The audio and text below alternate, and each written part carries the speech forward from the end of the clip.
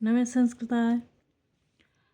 संस्कृत वीणा classes में विद्यार्थियों के लिए स्वागत है। इस वीडियो में हम समास के ऊपर चर्चा करेंगे। अथ समास प्रकरणम यानी प्रारंभ में समास प्रकरण है। अथ यानी केवल समास, पहले केवल समास है।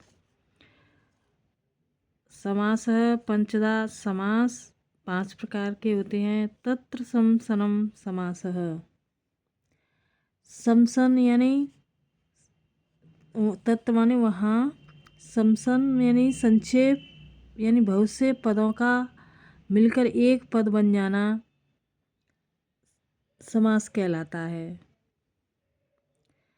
जब अनेक पदों को एक साथ, या फिर ऐसा कह सकते हैं अनेक पदों को एक साथ मिलाकर एक पद के समान बना लिया जाता है तो उसे मिलाकर पद समस्त पद बन कहलाता है। यह पदों के मिलने की प्रक्रिया समसन या समास होती है। तो उसे कहते हैं। समास के निम्नलिखित 5 प्रकार हैं इस तरह से। सच विशेष संज्ञा विनिर्मुक्तः केवल समास प्रथमः। तो यहाँ विशेष संज्ञा से रहित केवल समास नाम का प्रथम समास का पहला प्रकार है। जिस समास का कोई अन्य नहीं वह केवल समास कहलाता है। जैसे कि भूत पूर्वः, यहाँ कहीं दिया है देखो, भूत पूर्वः। यह किसी विशेष समास के प्रकरण में नहीं आता, अतः यह केवल समास है। तो यहाँ पर और अच्छी तरह क्लियर करके देख सकते हैं। अगला है प्रायेण।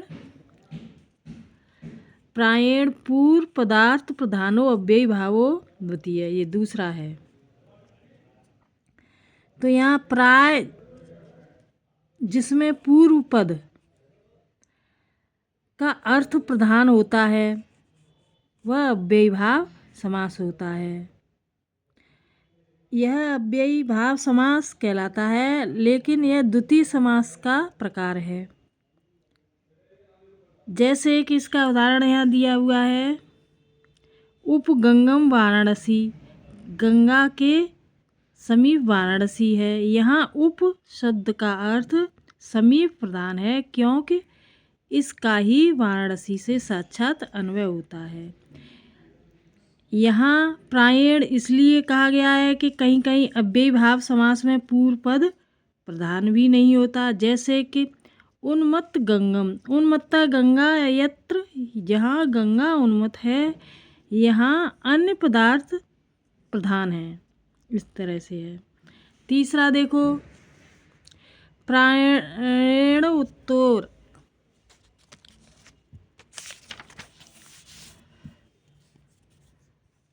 पदार्थ प्रधान तत्पुरुष तृतीय, इस तरह से है।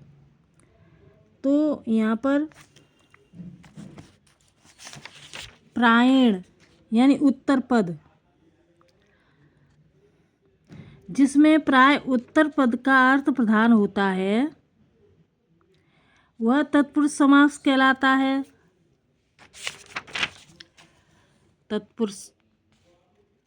तत्पुरुष समास कहलाता है।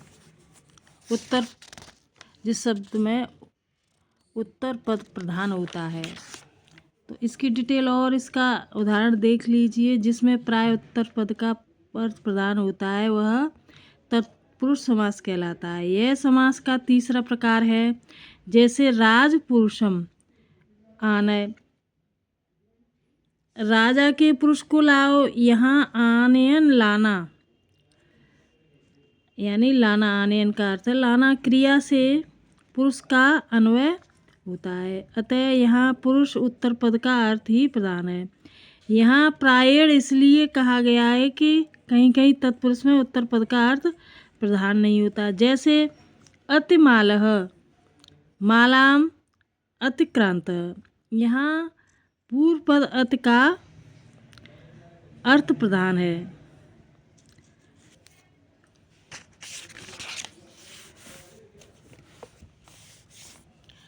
अगला है तत्पुरुष भेदक कर्मधारय।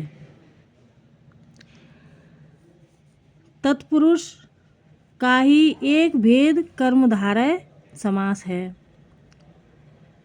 तो तत्पुरुष समानाधिकरण कर्मधारय, इस सूत्र से कर्मधारय समास में ही उत्तर पद का अर्थ प्रधान होता है। भेद इतना है कि यहाँ विशेष और विशेषण का समास होता है। जैसे कि नीलम उत्पलम, नीलोत्पलम।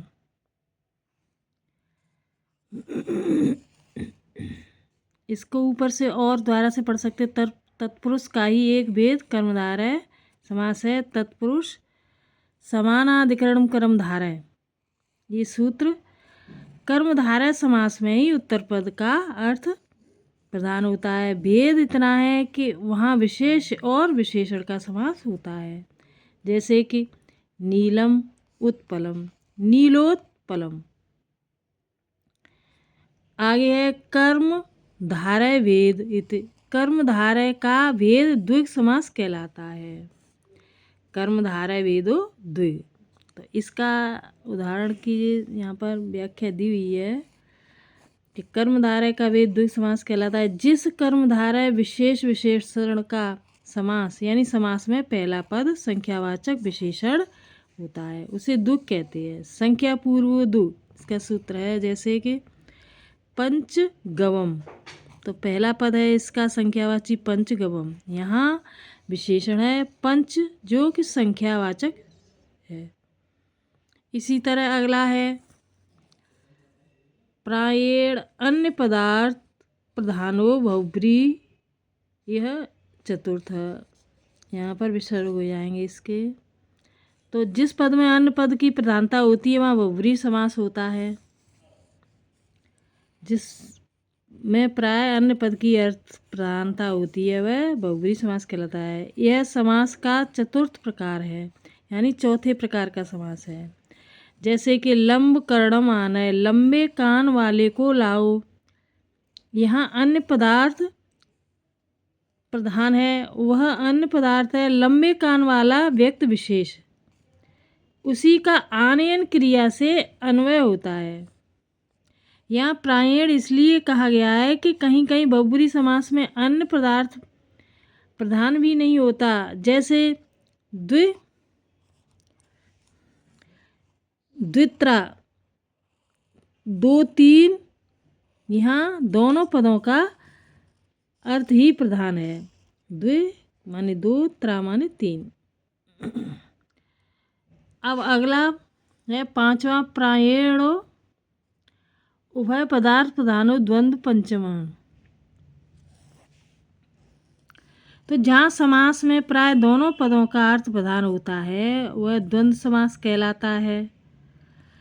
यह समास का पांचवा प्रकार है। जैसे माता पितरौ सेवस्व, माता पिता की सेवा करो, यहाँ दोनों पदों माता पिता का अर्थ प्रधान है।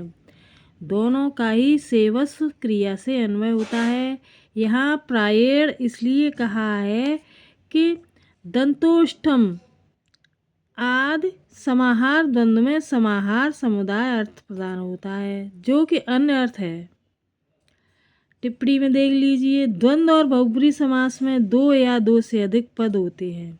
शेष समासों में प्राय दो ही पद होते हैं। तत्पुरुष में भी एक दो स्थल पर दो से अधिक पद होते हैं। टिप्पणी में विशेष में दे दिया है यहाँ पर इस तरह से। तो इस प्रकार 5 प्रकार के होते हैं। देख लीजिए, पहले देखो यहाँ पर है, तो ये तो प्रथम है केवल समास, दूसरा है अव्ययी भाव समास, और तीसरा है तत्पुरुष, चौथा है कर्मधारय, 5, और यहाँ पर ये तो इसी का ही भेद है। दो तत्पुरुष और कर्मधारय का भेद है। ये तो तत्पुरुष इसका ही भेद है और कर्मधारय भेद दो है ये, और ये है ये वाला बहुब्रीय और फिर है द्वंद्व। इस तरह से 5 प्रकार हैं इनके। तो ये वीडियो यहीं समाप्त है। अगर अच्छा लगे तो सब्सक्राइब करना, लाइक करना। धन्यवाद।